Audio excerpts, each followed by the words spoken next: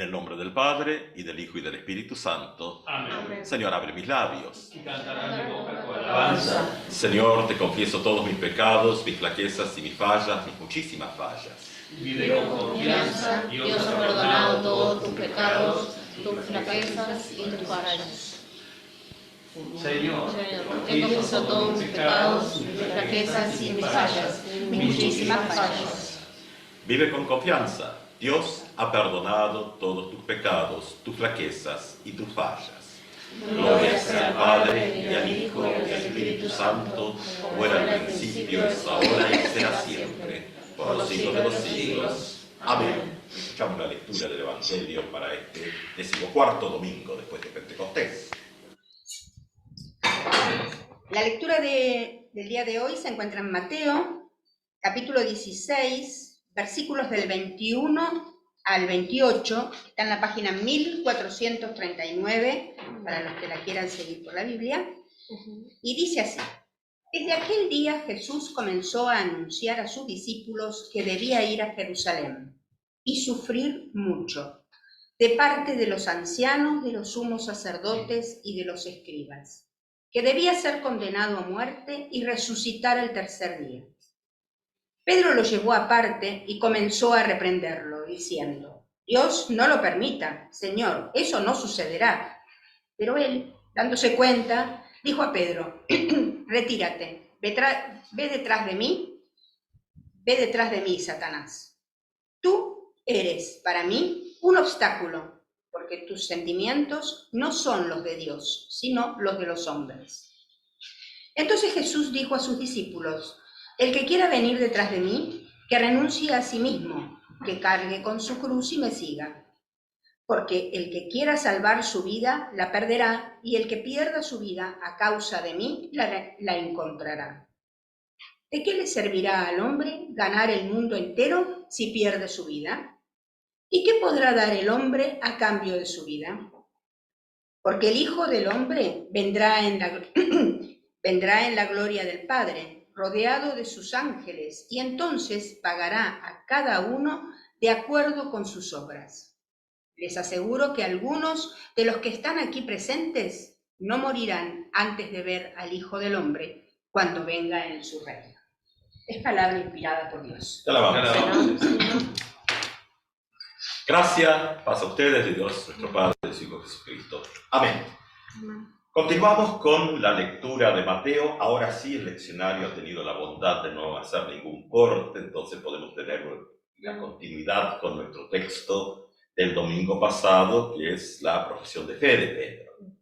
Entonces, ver un poco los contrastes y cómo el Evangelio como narración, como relato, va construyendo este sentido más profundo y lo va haciendo con historias que va colocando. Mientras va colocando historias, en la parte profunda va generando un nuevo discurso.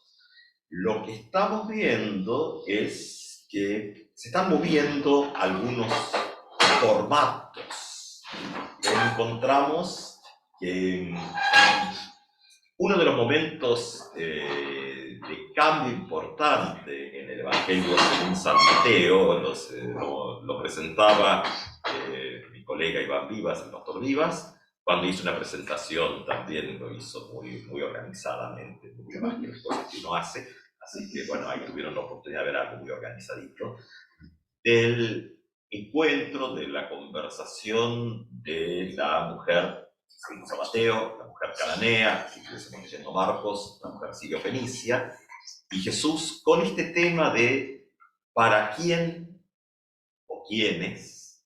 Y cuando decimos quién, hay que pensar que en el texto la idea de individuo que tenemos hoy en día no es la de la época. O sea que algunos singulares que leemos a veces son mucho más amplios que lo que pensamos hoy en día.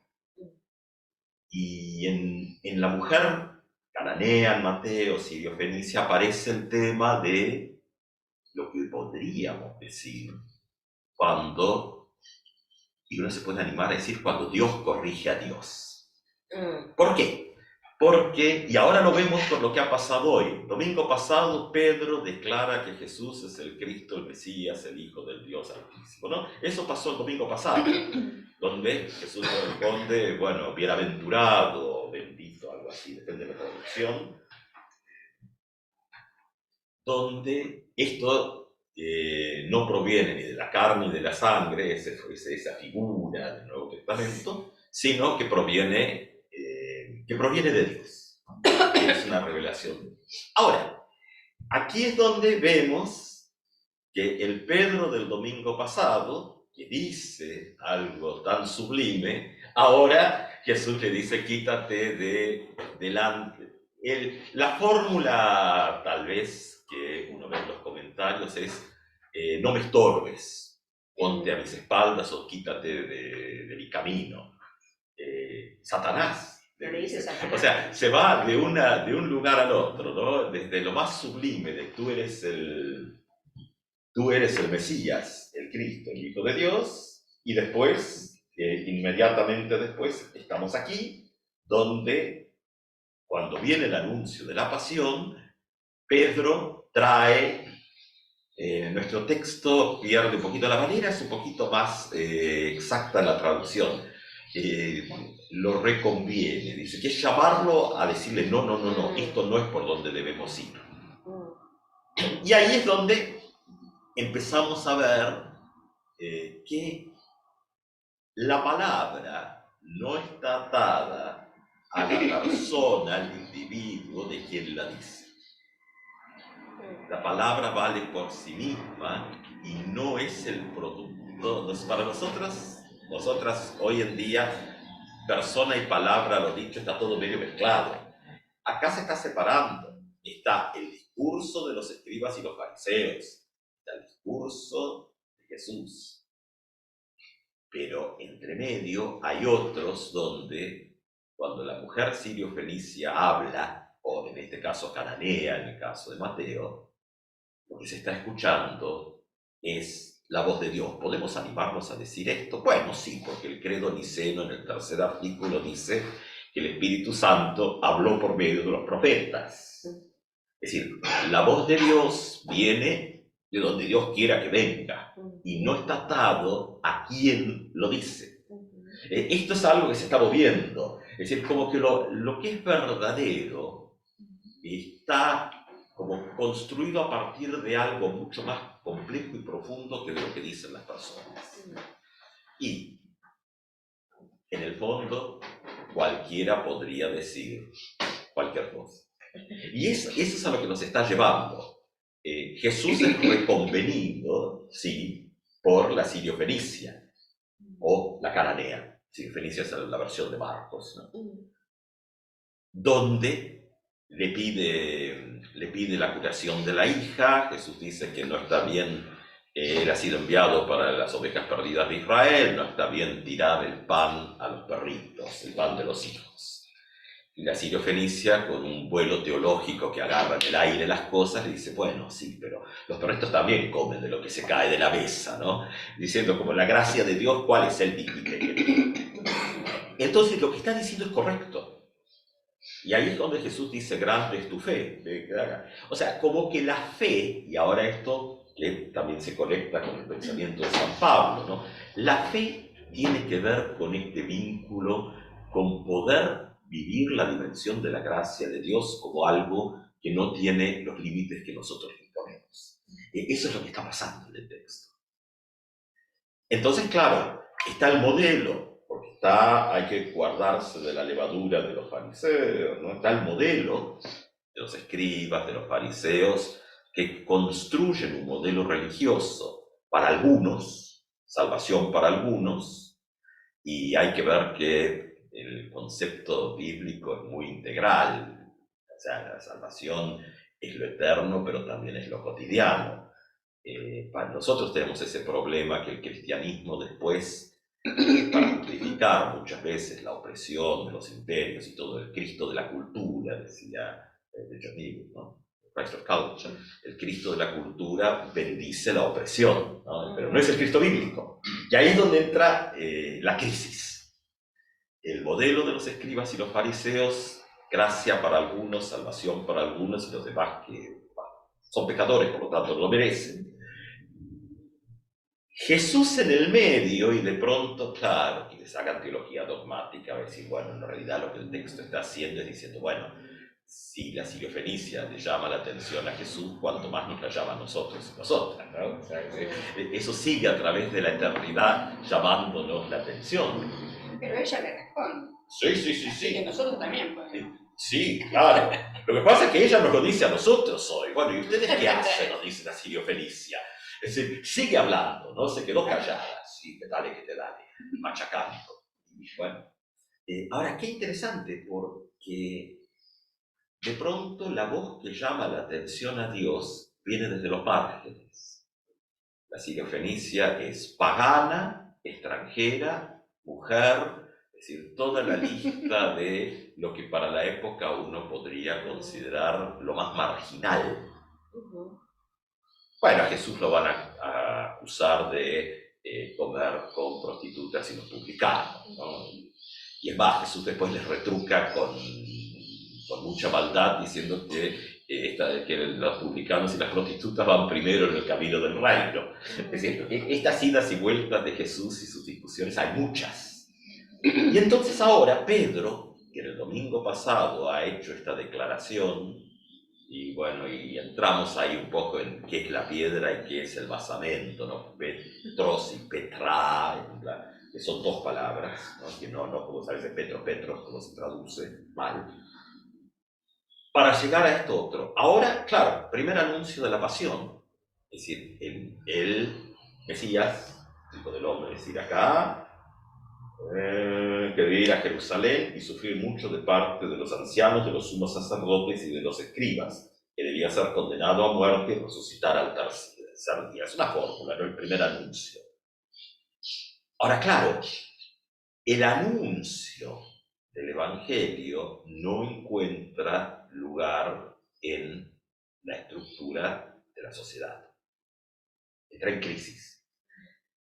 Claro, de pronto, cuando el modelo de los escribas y fariseos y los sacerdotes, dice acá, esto es un poco mateano en su formato, cuando esto se quiebra, porque todo el modelo está armado, no por los que están adentro, sino porque los otros están afuera.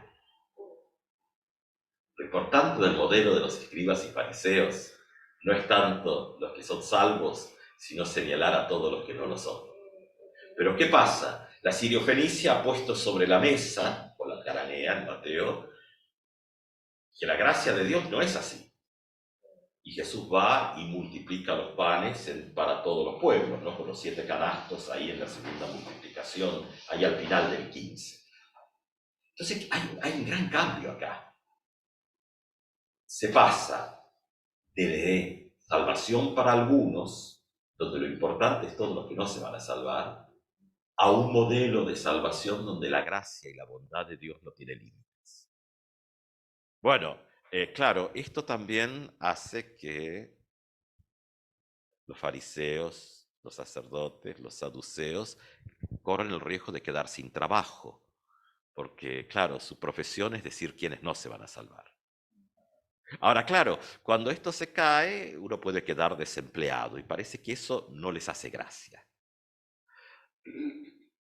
De pronto, en este reparto de la salvación que hace Jesús, donde está un formato del reino de los cielos, estamos leyendo Mateo, si leyésemos Lucas, Marcos, diríamos reino de Dios, acá Mateo habla de reino de los cielos, no con la idea del más allá, sino cielos como algo que está aquí, en el lugar donde estamos. En Cristo somos parte de ese cielo, donde al ser algo que está disponible para todas y para todos, bueno, todos los profetas del desastre de que es para algunos quedan, bueno, y no les gustó, por eso Jesús va a ser crucificado. Es decir, ahora, claro, la resurrección, esto ya es una lectura cristiana, los posterior, lo que trae justamente es que esos reinos de los cielos, del reino de Dios, y leyésemos los otros textos, es finalmente el modelo que permanece, donde no hay exclusión alguna, donde el estar dentro o el estar fuera no depende del modelo de los fariseos, de los saduceos y de este grupo, depende de un regalo de la gracia. Y ahí es donde entramos en un terreno interesantísimo, porque nosotros también vivimos en un mundo de exclusiones, de muchos tipos, muy diversos, ¿no? Y a veces la propia comunidad de fe, la iglesia, se va de rumbo y empieza a decir, bueno, quiénes están adentro y quiénes están afuera, quiénes hacen lo que está correcto, quiénes hacen lo incorrecto.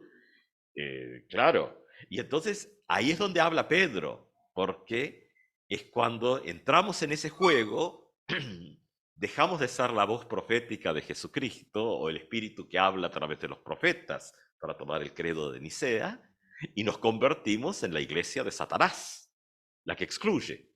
Toda iglesia que excluye, cada iglesia que dice, bueno, no es este el camino, no es el camino de la cruz, es el camino de la gloria, y para esto hay que hacer algunas cosas, es la congregación de Satanás.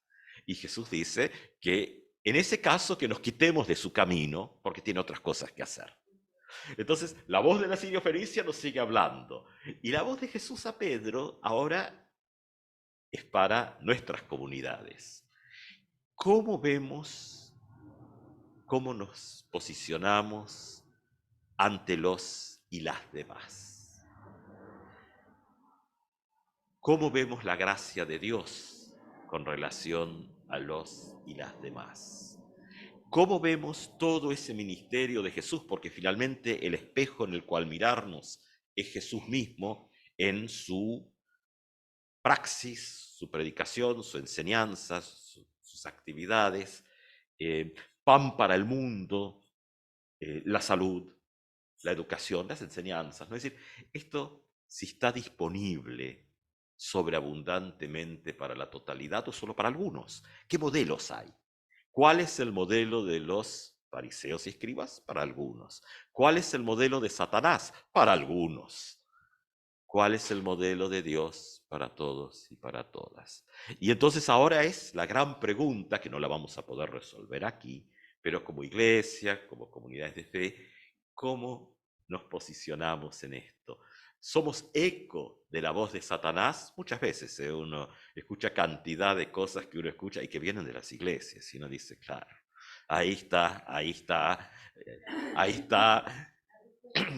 digo, Satanás haciendo lo suyo.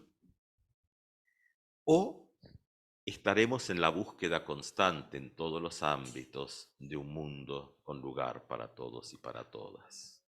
¿Dónde estaremos? Bueno, Pedro puede decir lo sublime cuando el Espíritu lo mueve, y puede decir barbaridades cuando las dice él. Tengamos la apertura que ese regalo de la gracia pueda convertirse en fe para con Dios y en amor ferviente como consecuencia para con toda su creación. Que así sea. Amén.